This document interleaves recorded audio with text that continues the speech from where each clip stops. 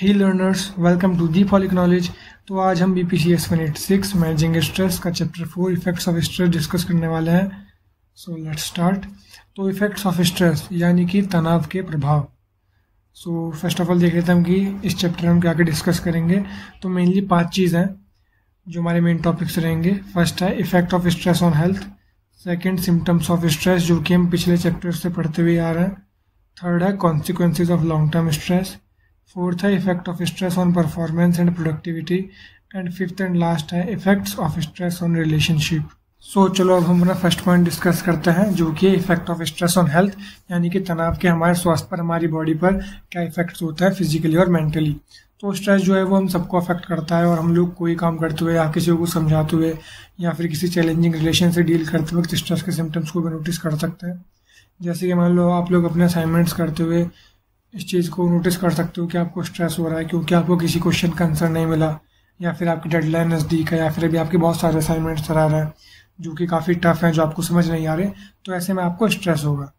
ठीक है। सिमिलरली जब हम किसी को कुछ समझाते हैं या फिर जब हम किसी हार्ड रिलेशनशिप में होता है तब हम इस चीज़ को महसूस कर सकते हैं कि हमें स्ट्रेस हो रहा है, फिर वो भले मेंटली हो या फिर फिजिकली हो। तो स्ट्रेस हर जगह है, और जबकि थोड़ा बहुत स्ट्रेस ओके है क्योंकि हमें मोटिवेट करता है किसी भी काम को करने के लिए। बट बहुत ज़्यादा स्ट्रेस हमें ब्रेक डाउन कर सकता है, हमें अंदर से तोड़ सकता है या फिर हमें थका सकता है मेंटली या फिर फिजिकली। और अगर स्ट्रेस बहुत ही ज़्यादा होगा तो हमें बीमार भी कर सकता है। बीमार इन सेंस कि आपने देखा होगा बहुत सारे लोग स्ट्रेस की वजह से डिप्रेशन में आ जाते हैं। और डिप्रेशन एक ऐसी कंडीशन है जिसमें आदमी ना तो फिजिकली फिट रह पाता है और ना ही मेंटली फिट रह पाता है। ठीक है। तो ये तो हो गया कि इफेक्ट से क्या क्या स्ट्रेस है। अब हम देखते हैं कि स्ट्रेस को हम कंट्रोल कैसे कर सकते हैं। तो जो फर्स्ट स्टेप है स्ट्रेस को कंट्रोल करने के लिए वो है स्ट्रेस के सिम्टम्स का पता लगाना। लेकिन स्ट्रेस के सिम्टम्स का पता लगाना इतना भी आसान नहीं होता जितना हम सबको लगता है। हम में से बहुत सारे लोग तो स्ट्रेस के इतने यूज्ड टू हो जाते हैं, मतलब इतने ज़्यादा उसके आदी हो जाते हैं कि उन्हें पता ही नहीं लगता कि वो लोग स्ट्रेस में है, जब तक वो स्ट्रेस एकदम ब्रेकिंग लेवल पे ना पहुंच जाए। मतलब जब तक वो स्ट्रेस उन्हें तोड़ ना दे एकदम अंदर से, तब तक उन्हें महसूस ही नहीं होता कि हम लोग स्ट्रेस में, तब तक वो उसे ऐसी नॉर्मल समझ के चलता रहता है। ठीक है। सो स्ट्रेस एक बॉडी का रिएक्शन होता है जो कि किसी भी हार्मफुल सिचुएशन के लिए, फिर भले ही वो रियल हो या परसीव्ड। ठीक है। परसीव्ड स्ट्रेस फीलिंग या थॉट होता है जो कि कोई इंडिविजुअल किसी गिवन पॉइंट ऑफ टाइम पर कितने स्ट्रेस में है ये बताता है। ठीक है। जब हमें डर लगता है तब बॉडी में एक केमिकल रिएक्शन होता है जो कि हमें इस तरह से एक्ट करने में हेल्प करता है ताकि हम इंजरी से बच सके, यानी कि हमारा कोई भी नुकसान ना हो। और इसी रिएक्शन को हम फाइट और फ्लाइट या फिर स्ट्रेस रिस्पॉन्स बोलते हैं। सो स्ट्रेस रिस्पॉन्स के टाइम पर हमारे दिल की धड़कनें तेज़ हो जाती हैं, सांसें तेज़ और गहरी हो जाती हैं, ब्लड प्रेशर बढ़ जाता है और ऐसी बहुत कुछ। ठीक है। इसी तरह से हम लोग एक्ट करने के लिए तैयार हो जाता है और ऐसे ही हम खुद को किसी मुश्किल सिचुएशन से बचा सकते हैं। अब फॉर एग्जाम्पल मान लो हमारे पीछे अगर कुत्ता पड़ गया तो ऑब्वियसली हमें डर लगेगा एंड इससे केमिकल रिएक्शंस होंगे और हमारी बॉडी को सिग्नल जाएगा कि या तो वो फाइट करे या फिर वो फ्लाइट। ठीक है। यानी कि या तो वो लड़े, उसका सामना करे, वरना वहाँ से भाग जाए। और इन्हीं सब में हमारी सांसें तेज होंगी, हमारा दिल तेज तेज धड़केगा। ठीक है। ब्लड प्रेशर बढ़ सकता है। ओके। सो ये सब कुछ सिचुएशंस हैं इसकी। अब स्ट्रेस अलग अलग आदमी के लिए अलग अलग मीनिंग रखता है। ठीक है। जो कोई किसी आदमी को बहुत ज़्यादा स्ट्रेस करती है, ठीक है, जो कोई भी चीज़ किसी आदमी को बहुत ज़्यादा स्ट्रेस करती है, क्या पता हो किसी दूसरे के लिए बहुत छोटी सी बात हो, है ना। कुछ लोग ज़्यादा अच्छे होते हैं कि स्ट्रेस को कैसे हैंडल कर सकते हैं, उन्हें पता होता है कि स्ट्रेस को कैसे हैंडल करना है दूसरों के मुकाबले। और सारे स्ट्रेस ख़राब नहीं होते, बल्कि स्मॉल अमाउंट में अगर स्ट्रेस होगा तो इंडिविजुअल को अपना टास्क कंप्लीट करने में काफ़ी हेल्प करेगा, वो उसे बूस्टअप करेगा। इसका सबसे बेस्ट एग्जांपल है गाड़ी चलाते हुए सडनली मान लो हमारे सामने कोई आ जाए तो ऑब्वियसली हमें स्ट्रेस होगा, हम सडनली ब्रेक मारेंगे तो इससे हम अपनी जान बचा सकते हैं और सामने वाले की बचा सकते हैं। तो ये स्ट्रेस थोड़ा सा था और ये काफ़ी कम समय के लिए था, और इस स्ट्रेस से अच्छा ये हुआ कि हम खुद बच गए और हमने सामने वाले को बचा लिया। तो छोटे अमाउंट में स्ट्रेस अच्छा होता है, लेकिन अगर स्ट्रेस बहुत बड़े अमाउंट में हो तो हमें काफ़ी हद तक तोड़ सकता है। ठीक है। और हमारी जो बॉडी है वो थोड़ा बहुत स्ट्रेस झेलने के लिए एकदम अच्छे से बनी हुई है, लेकिन बहुत ज़्यादा स्ट्रेस हमारी बॉडी नहीं झेल सकती, वो उस तरीके से डिज़ाइन नहीं है। ठीक है। ये हो गया हमारा फर्स्ट मेन टॉपिक हमारा कंप्लीट। अब हम डिस्कस करेंगे अपना सेकंड टॉपिक जो कि है सिम्टम्स ऑफ स्ट्रेस, यानी कि स्ट्रेस के क्या क्या सिम्टम्स हैं। तो ये सारे हम पिछले चैप्टर्स में पढ़ते हुए आ रहे हैं और आई होप सो कि अब तक आपको ये याद हो गए होंगे। पर फिर भी नहीं हुए तो आप लोग पॉज करके एक बार देख सकते हो उसे अच्छे से। मैं फिर भी आपको कुछ बता रहा हूँ, जैसे कि इमोशनल सिम्टम्स हैं बिकमिंग इजीली एजिटेटेड, फ्रस्ट्रेटेड और having difficulty relaxing and quieting your mind. ऐसे फिजिकल सिम्टम्स हैं low energy, headaches, upset stomach aches, chest pain, insomnia. और इसी प्रकार है cognitive symptoms of stress. So cognitive symptoms basically इसके अंदर इंटेलेक्चुअल कॉन्शियसनेस इन्वॉल्व होती है, और अगर आप इसे बहुत ही सिंपल टर्म में समझो तो एक तरीके से आपका इसके अंदर कॉन्शियस ब्रेन इंक्लूड होता है। जैसे कि मान लो किसी चीज़ के बारे में काफ़ी सोचना, किसी चीज़ को याद करना, ये सब। तो कुछ सिम्टम्स ऑफ स्ट्रेस इसके अंदर कॉग्निटिव वाले ये हैं: constant worrying, racing thoughts, poor judgment. Okay, ऐसी बिहेवियरल सिम्टम्स हैं जैसे कि चेंजेस इन एपेटाइट, प्रोक्रेस्टिनेटिंग यानी कि किसी काम को टालना, अब रिस्पॉन्सिबिलिटीज़ को अवॉइड करना। ओके, सो आप ये सब पॉज करके अच्छे से पढ़ लेना ना, याद कर लेना। हो सकता है एग्जाम में आपसे पूछ लें तो आप एटलीस्ट चार पाँच हर किसी के लिख देना। ओके, सो अब हम डिस्कस करते हैं हमारा थर्ड टॉपिक, जो कि है consequences of long term stress, यानी कि लंबे समय तक स्ट्रेस के इफेक्ट्स। सो जैसे कि हमने पहले ही पढ़ लिया कि थोड़ा बहुत स्ट्रेस कोई भी चिंता की बात नहीं है, लेकिन बहुत ज़्यादा स्ट्रेस चिंता करने की बात है। तो चलो उसके हम कुछ सिम्टम्स देखते हैं। सो हमें पहला सिम्टम दे रखा है कि लॉन्ग टर्म स्ट्रेस होने से हमें मेंटल हेल्थ से रिलेटेड प्रॉब्लम्स हो सकती हैं, जैसे कि depression, anxiety and personality disorder. Next आती हैं कार्डियोवास्कुलर डिसीजेज, जैसे कि हार्ट से रिलेटेड कोई भी प्रॉब्लम, हाई बीपी रहना, abnormal heart rhythms, frequent heart attacks और स्ट्रोक्स। नेक्स्ट आती है ओबेसिटी, जिसे मोटापा भी कहते हैं। फिर उसके अगली आती है मेंस्ट्रुअल प्रॉब्लम्स। उसके बाद आती हैं सेक्सुअल डिसफंक्शंस, जैसे कि इम्पोर्टेंस और प्रीमैच्योर इजैकुलेशन मेन में, और लॉस ऑफ सेक्सुअल डिजायर दोनों में, मेन में भी एंड वुमेन्स में। इसी के साथ साथ स्किन एंड हेयर से रिलेटेड प्रॉब्लम्स हो सकती हैं, जैसे कि एक्ने, सायरेसिस, एक्जेमा या फिर परमानेंट हेयर लॉस। और लास्ट जो हमें गिवन है वो है गैस्ट्रोइंटेस्टिनल प्रॉब्लम्स, जैसे कि गैस्ट्रिटिस, अल्सरेटिव कोलिटिस, इरिटेबल कॉलोन या फिर GERD। GERD का मतलब होता है गैस्ट्रोएसोफेगल रिफ्लक्स डिसीज। ओके, सो ये हो गए कॉन्सिक्वेंसेज लॉन्ग टर्म स्ट्रेस के। अब हम अपना फोर्थ टॉपिक डिस्कस करेंगे, जो कि है effect of stress on performance and productivity.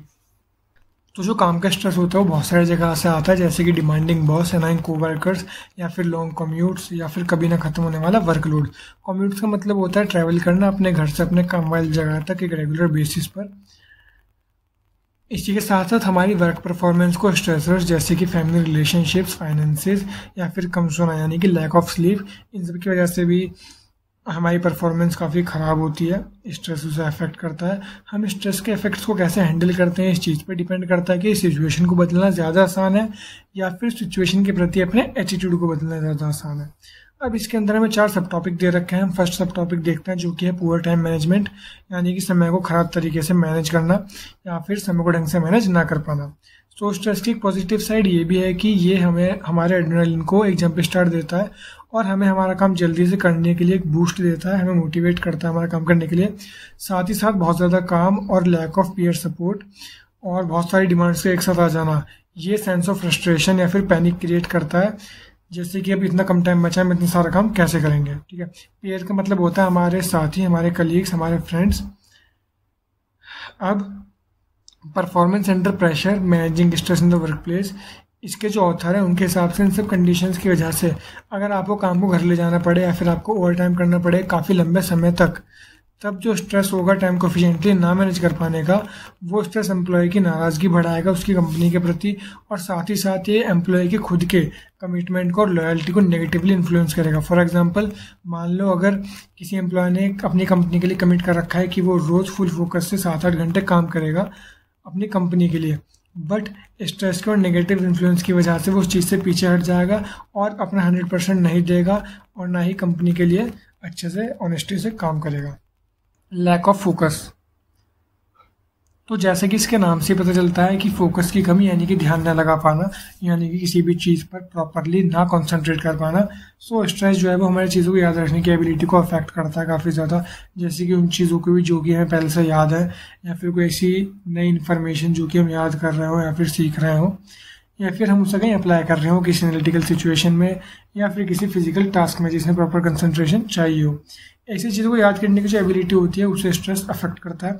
जब हम सभी वरीज, टेंशन और एनजाइटी से दिमागी तौर से थके हुए होते हैं, जो भी किसी भी स्ट्रेसफुल एनवायरनमेंट या फिर लाइफस्टाइल की वजह से हो सकता है, तब हम इजीली डिस्ट्रैक्ट हो जाता है और बहुत ज़्यादा प्रोन होता है कॉस्टली या फिर हार्मफुल और मे बी फटाल मिस्टेक्स करने का अपनी काम पर। ठीक है, अब हमारा जो अगला सब टॉपिक आता है जो कि लास्ट भी है, वो है इफेक्ट ऑन हेल्थ। ठीक है, अब हम इसमें देखते हैं आगे, headaches, sleep disorders, vision problems, weight gain और लॉस, ब्लड प्रेशर, इन सब के अलावा स्ट्रेस कार्डियोवास्कुलर डिसीज, गैस्ट्रोइंटेस्टिनल और मस्कुलोस्केलेटल सिस्टम्स को भी काफ़ी ज़्यादा स्ट्रेस अफेक्ट करता है, ऐसा रिचर्ड मिनस्टीन कहते हैं, जो कि द स्ट्रेस इफेक्ट बुक के ऑथर हैं।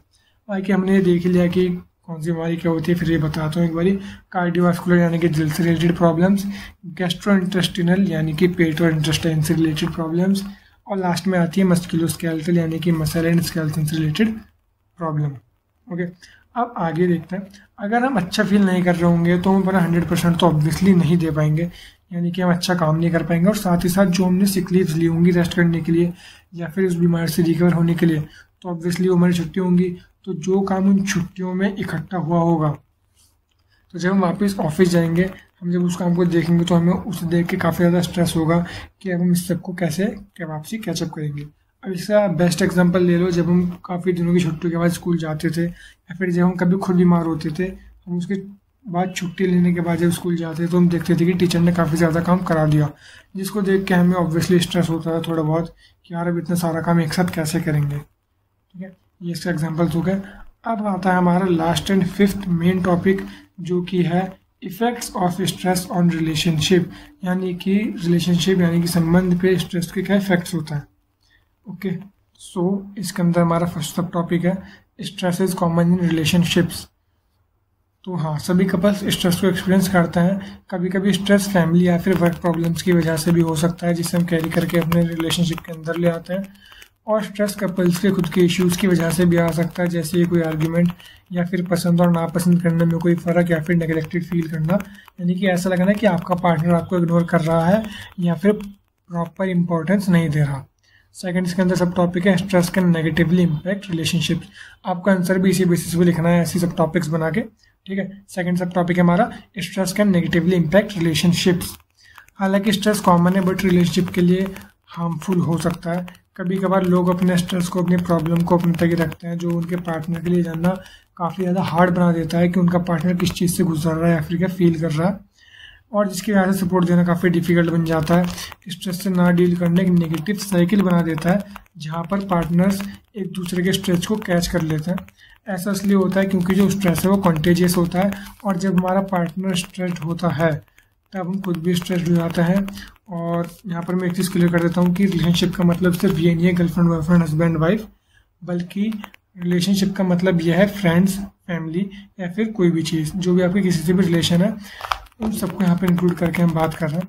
ओके, बिकॉज आपने बहुत बार नोटिस किया होगा कि आप जब अपने दोस्त को या फिर फैमिली में किसी को परेशान देखते हो तो बहुत बार आप भी खुद परेशान हो जाते हो। ठीक है, तो अब किसी ऐसी आर्ग्यूमेंट के बारे में सोचो जो कि एकदम से बहुत ज़्यादा बढ़ गई हो। इस केस में आपने अपने पार्टनर को या फिर एक दूसरे को कुछ ऐसे वर्ड्स बोल दिए होंगे जो कि आप नॉर्मली कभी भी नहीं बोलते। तो कपल्स इस नेगेटिव साइकिल में फंस के रह जाता है, जिसकी वजह से वो बहुत ही ज़्यादा स्ट्रेस्ड हो जाते हैं और वो लोग इस इशू से डील नहीं कर पाते। सो अब हमारा थर्ड सब टॉपिक आता है stress can be beneficial. Stress को एक्सपीरियंस करने का मतलब सिर्फ यही नहीं होता कि अब आपका रिलेशनशिप सफ़र ही करेगा, बल्कि इम्पॉर्टेंट ये है कि आप स्ट्रेस को देखते कैसे हैं, जैसे कि किसी चैलेंज के रूप में जिससे आप आसानी से जीत सकते हो, या फिर स्ट्रेस को आप किसी अपॉर्चुनिटी के रूप में देखते हैं जिससे आप अपने पार्टनर से चीज़ें शेयर कर सकते हो, खुल सकते हो और एक दूसरे के साथ, इससे आपका रिलेशनशिप मजबूत होगा। क्योंकि इससे कपल्स ये सीख सकते हैं कि उन्हें स्ट्रेस से बाहर कैसे आना है और कैसे एक दूसरे को सपोर्ट करना है। इससे पार्टनर्स को पता लगता है कि उन्हें एक दूसरे से क्या चाहिए और एक दूसरे को ये दिखाएं कि वो एक दूसरे की बहुत केयर करते हैं, रेस्पेक्ट करते हैं और एक दूसरे को समझते हैं। ऐसे पार्टनर को होना बहुत ज़रूरी है जो कि आपके लिए आपके साथ हमेशा रहे और आपकी ज़रूरतों को पूरा करे और आपकी बॉडी को स्ट्रेस से अच्छे से लड़ने में हेल्प करे। अब आता है हमारा fourth sub topic, the key to stress, how couples manage it. So couples के लिए जानना काफ़ी ज़्यादा इंपॉर्टेंट हो जाता है कि उन्हें क्या चीज़ स्ट्रेस कर रही है और उन्हें क्या चाहिए जब वो स्ट्रेस में होते हैं। हालांकि इसके बारे में बात करना थोड़ा मुश्किल हो जाता है कि एग्जैक्टली क्या चीज़ स्ट्रेस कर रही है, अगर स्ट्रेस रिलेशनशिप में ही किसी चीज़ से हो रहा है तब। अगर पार्टनर एक दूसरे से बात करते हैं और एक दूसरे को सपोर्ट करते हैं तो उनके लिए इस चीज़ से भी निकलना काफ़ी आसान हो जाता है। एंड वो कपल जो कि सबसे ज़्यादा सक्सेसफुल होता है स्ट्रेस से डील करने में, वो इस चीज़ से साथ ही डील करते हैं, क्योंकि वो एक ऐसी फीलिंग क्रिएट कर लेते हैं कि वो लोग इस चीज़ में साथ ही हैं। अब हमारा लास्ट सब टॉपिक आता है व्हाट कैन यू डू, आप क्या कर सकते हैं। सो उसमें 3 पॉइंट्स हैं। फर्स्ट है आप एक दूसरे से बातें करो और कोई भी सॉल्यूशन देने से पहले आप अपने पार्टनर की पूरी बात सुनो। सेकंड आता है अपने पार्टनर से पूछो कि आप उनका दिन अच्छा बनाने के लिए, उनको बूस्टअप करने के लिए क्या कर सकते हो। थर्ड आता है स्ट्रेस के समय अपने पार्टनर के साथ रहो, उसे सपोर्ट करो, उसकी बातें सुनो और हर तरीके से अपने पार्टनर को बूस्टअप करने की कोशिश करो। इससे आपका रिलेशनशिप मजबूत भी होगा। And that's it. इसी के साथ हमारा 4th chapter and first block खत्म होता है। और अभी वीडियोज़ इतने टाइम से नहीं आ पाई थी क्योंकि थोड़ा इशू चल रहा था। अभी आप ऑडियो में सुन सकते हैं, थोड़ा बहुत रिकॉर्डिंग का इशू है, बट कोई वो जल्दी रिजॉल्व हो जाएगा। तब तक के लिए आप अच्छे से पढ़ो और अगर आपको कोई भी डाउट हो तो आप इंस्टाग्राम पर मैसेज कर कर पूछ सकते हैं। इंस्टाग्राम का लिंक आपको डिस्क्रिप्शन में मिल जाएगा। And thanks a lot guys, हम लोग 100 सब्सक्राइबर्स के काफ़ी ज़्यादा नज़दीक हैं, तो आप लोग जल्दी से सब्सक्राइब के बटन पर क्लिक करके सब्सक्राइब कर दो, उससे मेरा भी स्ट्रेस कम हो जाएगा। And thank you so much for your love and support. Once again thank you so much, thank you all, peace out.